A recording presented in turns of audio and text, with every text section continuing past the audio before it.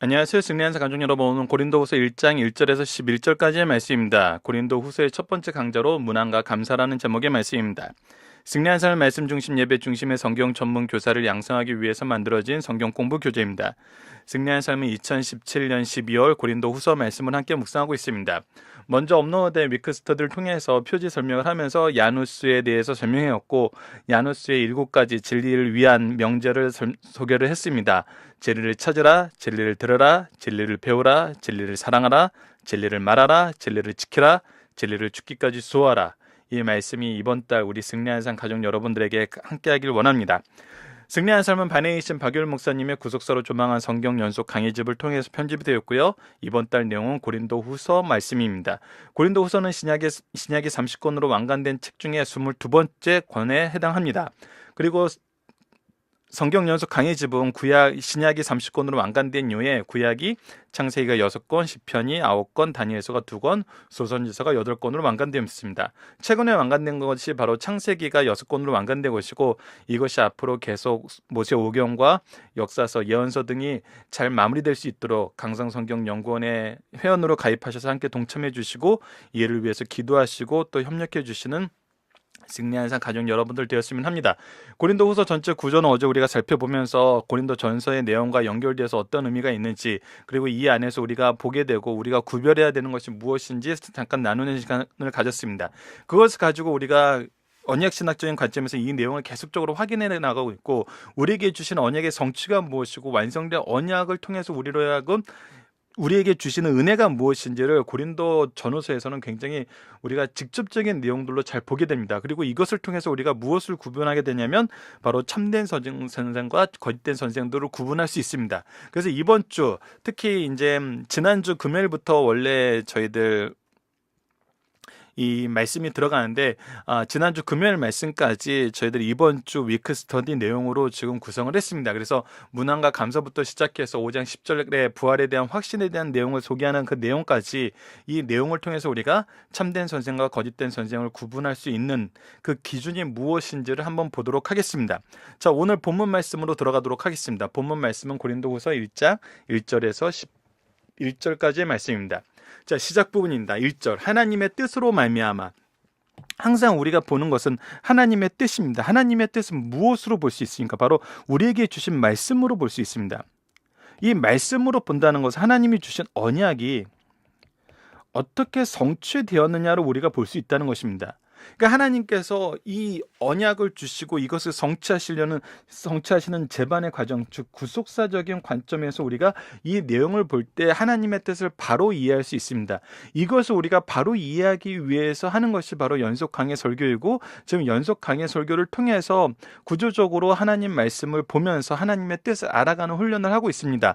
이 내용을 통해서, 즉 하나님의 일하심을 통해서 우리가 무엇을 보냐면 하나님의 뜻을 봅니다. 근데 하나님의 뜻이 어떻게 나타났냐면 바로 그리스도 예수의 사도된 바울로서 그가 맡은 사도의 직분이 바로 하나님의 뜻으로 말미암았고, 이것을 이루는 것이 예수 그리스도의 사도된 그 자신의 모습이면서 자신의 사명임을 얘기합니다.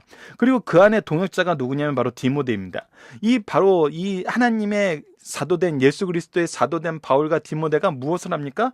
고린도에 있는 하나님의 교회와 또 온 안에 있는 모든 성도들에게 하나님의 뜻으로 말미암아 하나님의 교회로 세우심을 받았다는 것입니다. 예수 그리스도를 통해서 교회로 세우심을 받았다는 거예요. 예수 그리스도를 통해서 성도가 되었다는 것입니다. 그에게 하나님, 2절입니다. 하나님 우리 아버지와 주 예수 그리스도로부터 은혜와 평강이 있기를 원하노라. 어제 이 말씀하면서 우리가 고린도 전서 부분을 잠깐 확인했어요. 고린도 전서는 이 2절의 말씀이 있기 전에 무엇을 강조하는 말씀이 있냐면 바로 2절에서 예수 그리스도의, 고린도 전서 2절입니다. 예수 그리스도의 부르심이 있다는 것을 강조하는 내용을 우리가 확인했었습니다. 그래서 하나님 우리 아버지와 주 예수 그리스도부터 우리가 무엇이 있기를 원해요? 은혜와 평강이 있기를 원한다. 이것이 사도적인 문안과 사도적인 축복입니다. 그리고 나서 무엇으로 넘어가냐면 찬송하리로다. 우리에게 지금 찬송할 제목이 있어요. 감사할 제목이 있어요. 그것이 무엇이냐면 그는 우리 주 예수 그리스도의 하나님이시오, 자비의 아버지시오, 모든 위로의 하나님이시며, 우리 하나님이 어떤 분임을 우리가 찬송할 수 있다는 거예요. 어떤 분임을 경험할 수 있다는 거예요. 어떤 분임을 믿을 수 있다는 거예요. 바로 예수 그리스도의 하나님이시오, 자보의 아버지시오, 모든 위로의 하나님이시며, 그가 무엇을 해요? 우리의 모든 환난 중에서 우리를 위로하세요. 우리가 환난이 있는 건 당연해요.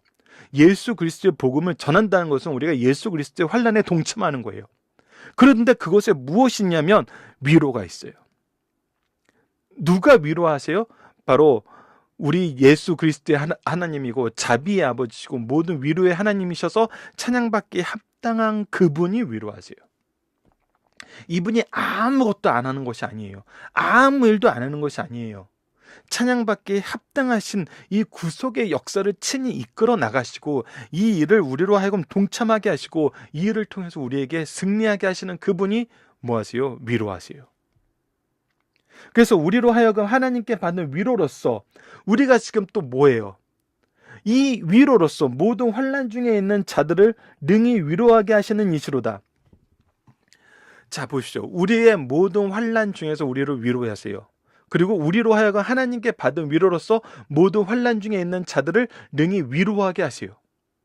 결국 뭐하게 하시는 거예요? 이 진리를 계승하게 하고 이 구속사를 계승하게 하신다는 거예요. 나를 통해서 일하신다는 거예요. 우리를 통해서 일하기를 기뻐하신다는 거예요. 이것이 하나님의 구속사의 원리예요. 이것이 하나님이 우리로 하여금 사명을 갖게 하시고 직분을 갖게 하시고 은사를 갖게 하신 이유예요. 이것은 결국 무엇을 하는 거예요? 덕을 세우는 것이고, 덕을 세운다는 건 무엇이에요? 그리스도의 생명, 그리스도의 부활을 전하는 거예요. 그래서 이 위로가 있기 때문에 우리가 어떻게 돼요? 5절입니다. 그리스도의 고난이 우리에게 넘친 것 같이 우리가 받은 위로도 그리스도로 말미암아 넘치는도다. 우리가 그리스도의 고난에 참여한 것처럼 그리스도가 받은 위로, 우리가 받은 위로, 하나님께서 주시는 이 위로에 넘치도록 은혜를 누린다는 거예요. 그래서 우리의 사명이 뭐고, 우리의 본질이 뭐예요? 우리의 삶의 내용이 뭐예요? 삶의 목적이 뭐예요? 삶의 구성이 뭐예요? 바로 6절입니다. 우리가 환난 당하는 것도 너희가 위로와 구원을 받게 하려는 것이요. 모르는 자들이 위로받고 구원의 생명을 얻게 하려는 거예요. 또 우리가 위로를 받는 것도 너희가 위로를 받게 하려는 거예요. 이 구원의 생명 안에 있으면서 고난받는 자들이, 우리 선조들이 고난받는 것을 통해서 무엇을 받아요? 위로를 받아요. 이 위로가 너희 속에 역사하여, 이 위로는 어떻게 하냐면 우리 속에 역사해요. 그래서 무엇하게 해요? 견디게 해요. 이 견디게 한다는 것은 무슨 뜻이에요? 너희를 위한 우리의 소망의 견고함은 너희가 고난에 참여한 자 된 것이 위로에도 그러한 줄을 알미니라. 그래서 지금 사도 바울을 통해서 보고되는 모든 하나님의 역사하심이 동일하게 누구에게 임함을 알아요? 나에게 임함을 알아요. 여러분들 요한복음 말씀에서는 예수님께서 직접 얘기하세요. 너희들이 나보다 더 큰 일을 하게 된다. 하나님께서 더 큰 일을 행하게 하신다는 거예요. 예수 그리스도가 얻은 승리는 우리에게 더 큰 승리의 환원성으로, 승리의 영광으로 다가온다는 거예요. 예수 그리스도는 이것을 이루시기 위해서 철저하게 순환과 고통 속에서 계셨지만 우리에게는 무엇이 동시에 있어요? 부활의 승리가 동시에 있어요. 그렇기 때문에 예수 그리스도께서 십자가상에서 당했던 그 환난과 비교할 수 없는 영광이 우리에겐 함께 있어요.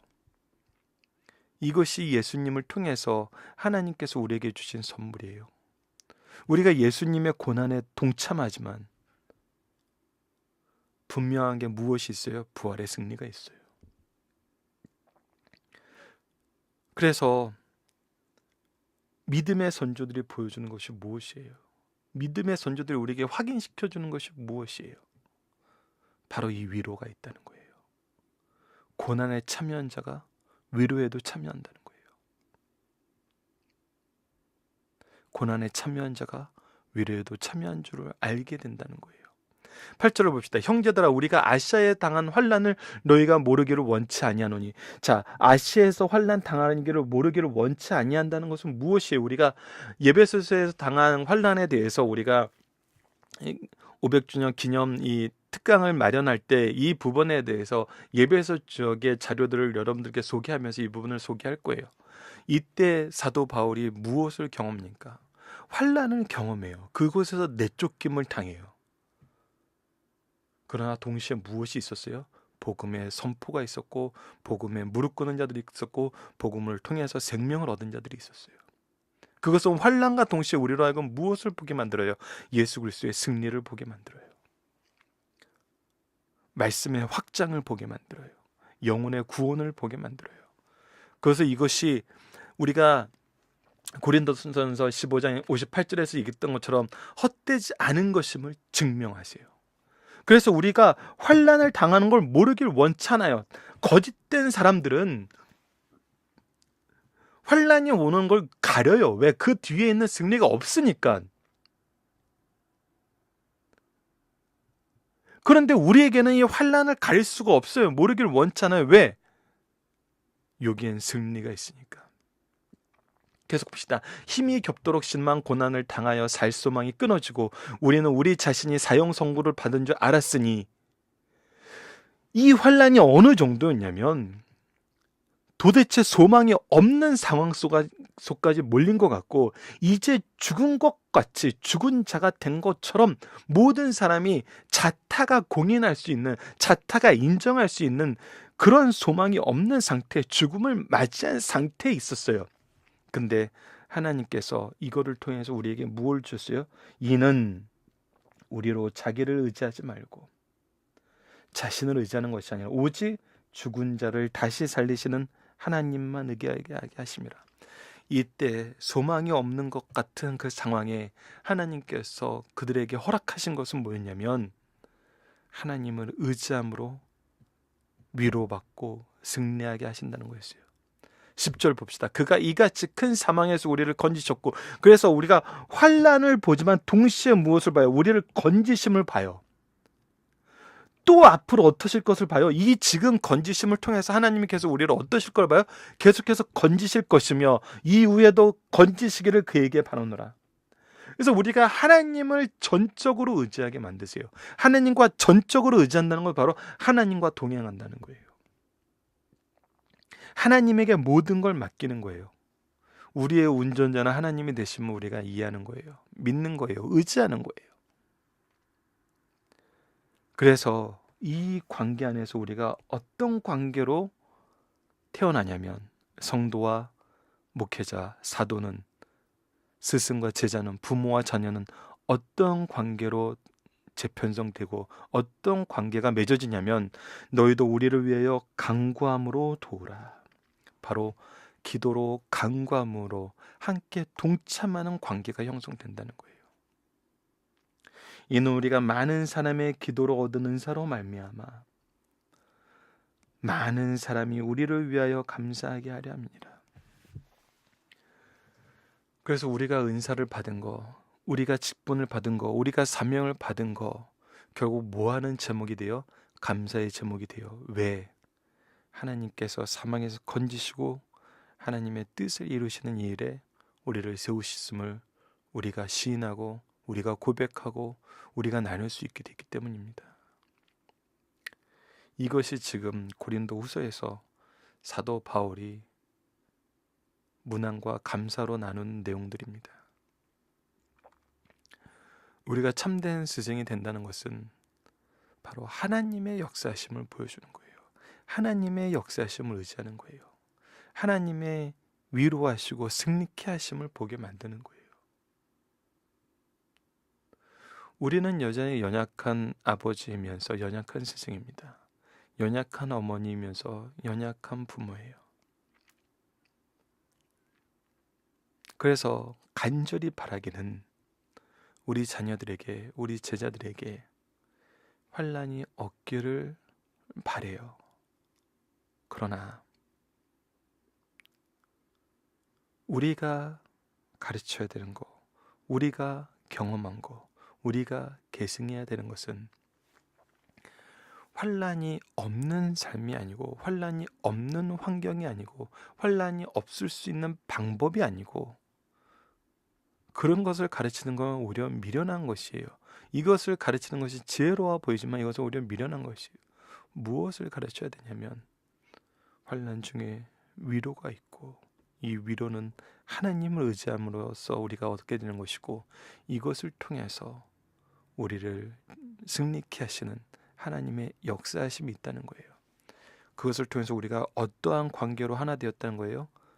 기도로서 도우며 우리가 받은 은사를 이 일을 위해 쓰므로 하나님께 감사함으로 나아가는 성도가 됐다는 것을 가르쳐야 된다는 거예요. 때로는 좀 사이드적인 얘기지만 우리가 자녀에게 자녀로서의 모습을 가르치는 것보다 더 우선돼야 되는 것은 무엇이냐면 성도로서의 모습을, 성도로서 하나 되는 관계의 모습을 가르치는 겁니다. 왜? 성도로서의 모습을 가르친다는 것은 자녀와의 관계의 정의, 성도와 목회자로서의 관계의 정의를 사회적인 합의나 사회적인 시스템에서 정하는 것이 아니라 하나님께서 세우신 신적 규관으로서 인정하고 그것을 가르친다는 거예요. 즉 성도로서의 관계는 우리가 말하는 모든 가정적인 것, 모든 관계적인 걸 부인하고 성도로서의 관계를 가르쳐라 이게 아니에요. 본질적으로 창조주 하나님이 부모와 자녀의 관계를 무엇으로 세웠고 어떻게 세우셨고 어떤 관계로 세우셨고 성도와 제자로서의 관계를 스승과 제자로서의 관계, 성도와 교육자로서의 관계를 무엇으로 세우셨는지를 먼저 알고 그것을 가르친다는 걸 의미해요. 그랬을 때 우리가 사회에서의 관계에 더 온전함을 경험하게 됩니다. 그랬을 때 우리가 기도함으로 돕는 서로에게 하나님의 준비하심으로서의 감사를 드릴 수 있는 이 관계가 형성된다는 것입니다. 자, 본문 묵상하기를 간단하게 보도록 하겠습니다. 바울은 누구의 뜻으로 누구의 사도가 되었나요? 하나님의 뜻으로 말미암아 예수 그리스도의 사도가 됐어요. 사도 바울이 고린도 교회 성도들에게 무엇이 있기를 원하나요? 바로 하나님 우리 아버지와 예수 그리스도부터 은혜와 평강이 있기를 원해요. 사도 바울은 하나님을 어떻게 소개하고 있습니까? 찬송 받으시기 합당한 신분으로 얘기하고 있어요. 왜? 그는 우리 주 예수 그리스도의 하나님이시고 자비의 하나님이시고 위로의 하나님이시기 때문이에요. 하나님은 우리를 무엇을 통해서 무엇하는 자로 새깁니까? 우리는 환난 중에서 위로하사 하나님께 받은 위로로서 환난 중에 있는 자를 위로할 수 있는 자로 세우세요. 이 얘기는 뭐예요? 환난 중에서 위로를 주셨다는 거, 환난 중에서 우리를 승리케 하셨다는 거예요. 그래서 이 승리를 전함으로 우리도 위로할 수 있는 자를 만드신다는 거예요. 그리스도의 고난이 넘치는 곳에 무엇이 넘치나요? 그래서 고난이 넘치는 곳에 위로가 넘쳐요. 리더는 무엇을 위해서 고난을 받고 무엇을 위해 위로받나요? 리더는 고난을 받는 것, 위로받는 것이 너희를, 우리의 제자들을, 우리의 자녀들을 위로하고 구원받게 하기 위해서 위로받고 고난받아요. 그래서 리더와 성도는 무엇으로 협력하고 무엇으로 열매 맺나요? 이거는 여러분들 프린터가 잘못됐습니다. 6절이 아니라 11절입니다. 너희도 우리를 위하여 간구함으로 도우라. 간구함으로 도우라. 간구함으로, 기도함으로 서로 돕는 관계가 됩니다. 그래서 우리가 얻은 은사로 말미암아 무엇하는 사람이 돼요? 감사하는 자들이 돼요. 은사로서 이 일에 동참하고 기도로서 동참함으로 이 일에 감사하게 돼요. 하나님의 일을 이루는데 동참하게 된다는 것입니다. 자, 중심사상을 보도록 하겠습니다. 고린도후서의 기호를 정리해보면 위로로 시작하여 위로로 끝납니다. 그 위로의 근원은 하나님의 능력이 있어요. 하나님의 능력은 많은 시련 중에서 넘치는 위로를 주며 극한 가난 중에서도 부여와 만족을 누리게 합니다. 고린도 교회는 점점 악화되어 가고 경건한 성도들은 더욱 갈등에 시달리고 거짓 사도는 오히려 대우를 받고 교회는 더욱 혼미해졌어요. 나아가 그들은 바울에 대해 악평하며 그가 전한 메시지를 분식해하며 진리로 오도했어요. 이것을 우리가 이미 고린도 전서에서 충분히 살펴봤어요. 이에 대해 사도 바울은 자신의 충성된 사도로서 일할 것을 밝혀요. 거짓 사도들이 헛된 자랑으로 자기를 나타내기에 바울도 자신의 육신적 자랑과 은혜를 체험한 간증을 나열하면서 내가 어리석은 자랑이나마 부득불하지 않을 수 없다고 변명해요. 이것이 뒷부분에 나오는 사도 바울의 변명의 내용이에요. 그러나 사도 바울은 자기를 나타내거나 신비 자체를 드러내려 하지 않고 오직 하나님의 능력과 그리스도의 의를 드러내려고 자랑했어요. 우리의 모든 삶이 결국 하나님이 준비하신, 하나님께서 동행하신, 하나님께서 결과를 이루심을 우리가 보게 돼요. 바울은 큰 환난 중에서 오직 교회를 위해 염려하는 목회적 관심이 투철했어요. 그는 교회의 기쁨에 함께 기뻐하고 교회의 아픔에 함께 아파했어요. 바울은 디도와 디모데를 보내고 또 오게 하는 사역을 통해서 위로와 기쁨과 만족을 누리며 교회를 돌보았어요. 그래서 고린도 후서의 구성은 다음과 같습니다. 오늘 말씀이 서론적인 말씀이고 이제 내일 말씀부터 본론에 들어가고 마지막에 이제 결론으로 구성되어 있어요. 본론을 다시 보면 이렇게 구성되어 있습니다. 환난 중에 위로와 만족이 되시는 예수님에 대해서 소개하고 있고, 사도 바울과 사도의 직의 영광에 대해서 소개하고 있고, 바른 헌금과 신앙에 대해서 얘기하고 있으며, 마지막에는 사도 바울의 사도직에 대한 변호와 바울과 그리스도를 반대하는 자들의 경고가 소개되어 있습니다. 자, 오늘 중심 상승입니다. 첫 번째, 바울은 어려운 상황에도 모든 환경을 다스리는 하나님을 찬양했어요. 이거 굉장히 중요합니다. 바울은 찬양이 낙심과 실망을 이기는 중요한 요소점을 깨우쳐주고 있어요. 사람들은 흔히 어려운 상황에 처하게 되면 자기 자신과 자신에게 닥친 문제들에게만 집착해요. 그러나 그럴 때일수록 믿음을 가지고 하나님을 바라보며 하나님께서 우리와 함께 계신다는 사실을 깨닫고 기도해야 됩니다. 이렇게 하나님의 능력을 믿고 찬양할 때 새 힘을 얻어 승리하는 길에 들어서게 되면 우리에게 가르쳐주고 있어요. 두 번째, 하나님은 우리를 통해 일하시기 전에 먼저 우리 안에서 일하십니다. 즉, 뭐 하신다고요? 먼저 준비하신다는 거예요. 어린 요셉도 13년간이나 환난에 처하게 하신 후 그를 애굽의 2인자로 삼으셨어요. 하나님은 우리를 위해 예비하신 것을 받을 수 있는 준비를 시키신데, 그 준비 가운데 대표적인 것이 고난이에요. 우리가 그리스도의 고난에 동참하지 않을 수 없어요. 이것은 하나님께서 예비하신 것 중에 하나이거든요. 하나님의 은혜를 매일매일의 삶 속에서 체험하는 동안에 삶 속에 스며들며 경건한 성품을 받게 되고, 스며든 은혜는 고난이 닥칠 때마다 그 효력을 발휘해요. 경건한 성품은 환난을 참고 견디어 하나님의 영광에 이르도록 역사하기 때문입니다. 이 부분을 얘기하면서 목사님들이 가장 주의 주는 말씀이 뭐냐면, 너희들이 당하는 고난이 의를 위한 고난인지 너희들의 죄 때문에 심판으로서 오는 고난이든 구분하라 그래요. 근데 정말 자기 자신을 위하는 사람들은 자신이 고난 받음을 자기 자신의 죄의 내용에서 찾는 것이 아니라, 나보다 더 죄를 많이 지면서도 나보다 더 평안하게 살고 있는 사람들을 항상 기준에 둬요. 즉, 하나님의 말씀의 기준이 되는 것이 아니라 세상 죄악의 정도가 나의 기준이에요. 나는 저 정도만큼 안 갔는데 왜 나만? 이런 거거든요. 그래서 이거에서 벗어나게 하기 위한 정말 절대적인 필요가 뭐냐면 바로 말씀을 보는 것입니다. 다시 한번 야누스가 얘기했던 진리를 찾으라, 들으라, 배우라, 사랑하라, 말하라, 지켜라, 죽기까지 수호하라. 이것이 있을 때 우리는 말씀에 기초하여 바르게 우리의 상황을 판단할 수 있습니다. 자, 세 번째입니다. 극한 환난을 당할지라도 주님을 의지하면 시련에서 건지시고 승리케 하신다는 겁니다. 바울은 고난을 당할 때 살 소망까지 끊어지고라고 하였어요. 그러나 하나님은 바울이 얼마만큼 짐을 질 수 있는지 정확하게 알고 계시므로 그 상황을 잘 다스리고 조절하세요. 하나님께서 당신의 자녀들을 용광로 속에 넣으실 때 그분의 손은 온도 조절 장치를 붙잡고 계시며 그분의 눈은 온도계의 눈금을 보고 계세요. 그때 바울은 생명을 포기했을지라 모르지만 하나님께서는 그를 포기하지 않으셨어요. 하나님은 우리로 하여금 시련의 때에 주님을 의지하게 하시고 시련에서 건지시고 시련을 이기게 하세요. 이것을 알게 된 성도는 범사에 협력하여 선을 이루게 됩니다. 이것이 우리가 구속사적인 관점으로 삶을 사는 모습이에요. 살펴보기 정답 여러분들 카페를 통해서 확인해 주시고요. 적용합니다. 그리스도 안에서 우리가 받는 고난의 현대에서 어떤 모습이 우리가 전할 수 있는 위로의 내용은 무엇입니까? 왜 제가 오늘까지 이 야누스에 대해서 계속 설명을 아니면 진리를